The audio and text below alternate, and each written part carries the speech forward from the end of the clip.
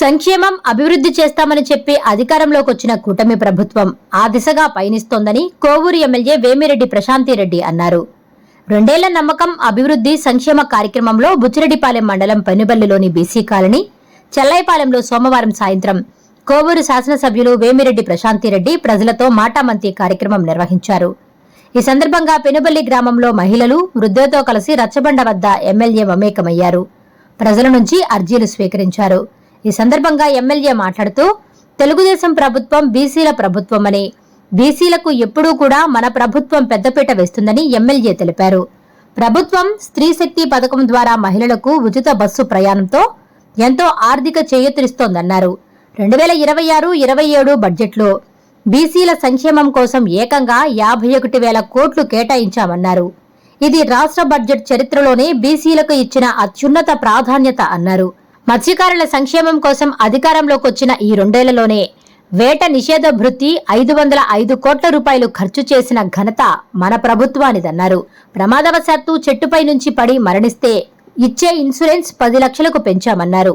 చేనేత కార్మికులకు అండగా ఉంటూ ఒక్కో మగ్గానికి 200 యూనిట్లు, మరమగ్గాలకు 500 యూనిట్ల ఉచిత విద్యుత్ అందిస్తున్నామన్నారు. మండలంలోని చెల్లైపాలెంలో అనారోగ్యంతో బాధపడుతున్న ఆర్టీసీ ఉద్యోగికి ఎమ్మెల్యే 50,000 రూపాయలు ఆసుపత్రి ఖర్చులకు అందజేశారు. అలాగే టీడీపీ నాయకుడు భరత్ కుటుంబ సభ్యులతో కలిసి ఎమ్మెల్యే భోజనం చేశారు. ఈ కార్యక్రమంలో కూటమి నేతలు పాల్గొన్నారు.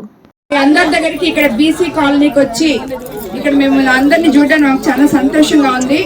మీకు అందరికి తెలుసు, ఎప్పుడు కూడా మన తెలుగుదేశం ప్రభుత్వం బీసీల ప్రభుత్వం అని చెప్పి మీకు అందరికీ తెలుసు. బీసీలకి ఎప్పుడు కూడా మన ప్రభుత్వం పెద్దపీట వేస్తుంది. అలాగే అన్నగారు బీసీలకు రాజకీయ గుర్తింపు తెస్తే చంద్రబాబు నాయుడు గారు బీసీలకి ఆర్థిక సాధికారత తీసుకొచ్చారు. మీకు అందరికీ ఇప్పుడు ఇక్కడ ఉండే చాలా మంది 3/4 మంది పొదుపులో ఉండారని అనుకుంటా. నేను అందరు ఉన్నారు. ఆ పొదుపుల వల్ల మీరు ఎన్నో ఏమి ఇబ్బందులు వచ్చినా ఆ పొదుపు ఉంది అనే ఒక ధైర్యం మనకు అందరికి ఇది ఉంది. మనకు అర్జెంటుగా లోన్ కావాలంటే మనం పొదుపులో ఉన్నాం అని చెప్పి ఇలాంటి పొదుపు అనేది మన మహిళల కోసం ప్రవేశపెట్టిందే మన ముఖ్యమంత్రి చంద్రబాబు నాయుడు గారని మీకు అందరికి తెలుసు కూడా. అది నేను ప్రత్యేకంగా చెప్పబడలేదని కూడా మీకు తెలుసు. అంటే ఇప్పుడు స్థానిక ఎన్నికల్లో ఎన్టీఆర్ గారు 24% బీసీలకి రిజర్వేషన్ ఇస్తే ఇప్పుడు 34కి పెంచారు బీసీలకి. ఇదంతా ఒక ఎత్తు అయితే మీరు మొన్న అందరూ, నేను లేకున్నా అందరూ వచ్చి మహానాడులో మీరు అందరు పాల్గొన్నారు. నిజంగా చాలా బాగా చేశారు. ప్రతి ఒక్క నాయకుడు ఇక్కడ ఉన్న తెలుగుదేశం నాయకులు, మహిళలు అందరూ కూడా మహానాడిని సక్సెస్ చేశారు. అందులో మన యువ నాయకులు నారా లోకేష్ బాబు గారు ఒక మాట చెప్పారు, గుర్తుందా? ఇంతమంది మహిళలు ఉన్నారు, వీళ్ళందరూ ఈ నాయకులందరినీ పక్కన పెట్టండి, ఇంక రాబోయే రోజుల్లో మందే రాజ్యం, సరేనా? 33% రిజర్వేషన్ మహిళలకు ఇచ్చిన ప్రభుత్వం మన తెలుగుదేశం ప్రభుత్వం.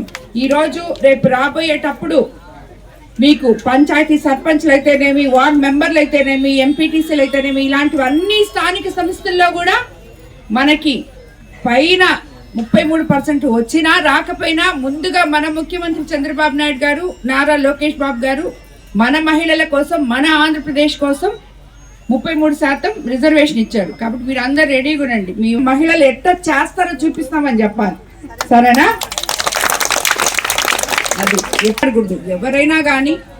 ఎందుకంటే ప్రతి ఒక్క నాయకుడికి తన ఇంట్లో ఒక తల్లి ఉంటుంది, ఒక చెల్లి ఉంటుంది, అలాగే వాళ్ళ బిడ్డ ఉంటుంది, వాళ్ళ భార్య ఉంటారు, అందరూ ఉంటారు. కాబట్టి ప్రతి ఒక్క మహిళని కూడా గౌరవించే సంస్కృతి రాబోయే రోజుల్లో ప్రతి రాజకీయ నాయకుడికి రావాలి అని చెప్పి నేను తెలియజేస్తున్నాను. కాబట్టి మనల్ని మాట్లాడి మన వ్యక్తిత్వ హననం చేసి మీరు పోండి ఇంట్లోకి అని చెప్పి వీళ్ళు పంపిస్తుంటే కొంతమంది మహిళలకి ఎలా గౌరవించాలి అని అవగాహన లేని పార్టీ నాయకులు కొంతమంది మనల్ని పోండి అని మనల్ని వెనక్కి పంపిస్తుంటే ఎలా ఈ మహిళా సాధికారత ఎలా వస్తుంది? ఈ 33% రిజర్వేషన్కి మనం ఎట్లా న్యాయం చేయగలం?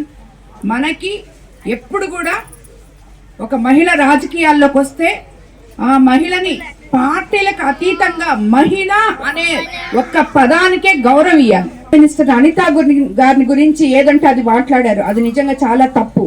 సో ఇలాగ మాట్లాడిన వాళ్ళకి మనం ఎదురు తిరిగి సమాధానం చెప్పే ధైర్యం మనకి రావాలి. అలా మాట్లాడకూడదు, ఎవరిని కూడా గౌరవించి మాట్లాడాలి ఫస్ట్. అది నేర్చుకోవాలి ఈ రోజుల్లో ఉండే రాజకీయ నాయకులు. వాళ్ళు ఏమైనా చేస్తే అది అటు ధైర్యంగా 1000 కోట్ల బడ్జెట్ ఆదరణ 3.0 తీసుకొచ్చాం. బీసీలను కూలీలుగా కాదు వ్యాపారవేత్తలుగా చూడాలనేదే మన ముఖ్యమంత్రి చంద్రబాబు నాయుడు గారు ఒక ఆలోచన అని చెప్పి మీరు అందరూ గుర్తుపెట్టుకోవాలి. అలాగే ఈరోజు కళ్ళు గీత కార్మికులు, కమ్మరులు, వడ్రంగులు, ఒడ్డెర్లు, గొర్రెల కాపర్లు, నాయి బ్రాహ్మణులు, రజకులు, చేనేత కార్మికులు, అలాగే టైలర్లు, ఎలక్ట్రీషియన్లు, ఇలా అన్ని వృత్తుల వాళ్ళకి మనము పనిముట్లు ఇస్తున్నాం, శిక్షణ ఇస్తున్నాం. ఈ మధ్య అంతా చూసుంటారు మీరు 51,000 కోట్లు బీసీ సంక్షేమం కోసం మన వాళ్ళు పెట్టారు. బీసీ కార్పొరేషన్లకు అయితేనేమి, బీసీ సంక్షేమాల కోసం అయితేనేమి, ఇవన్నీ కూడా పెట్టారు. మత్స్యకారుల సంక్షేమం కోసం ఈ 2 ఏళ్లలో 505 కోట్లు ఇవ్వడం జరిగింది. జన్మదిన శుభాకాంక్షలు.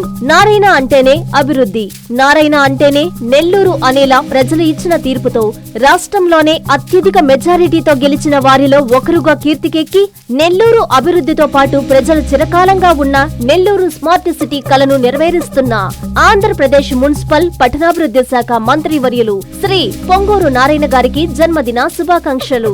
ఇట్లు Kakarla Govardhan, TDP parliament social media coordinator, 3వ డివిజన్, నెల్లూరు నగరం. గొట్టిపాటి కృష్ణ, 3వ division co unit incharge. Maipati Mallikarjun, 3వ డివిజన్ ప్రధాన కార్యదర్శి. K Mastan, Telugu Desam party senior నాయకులు.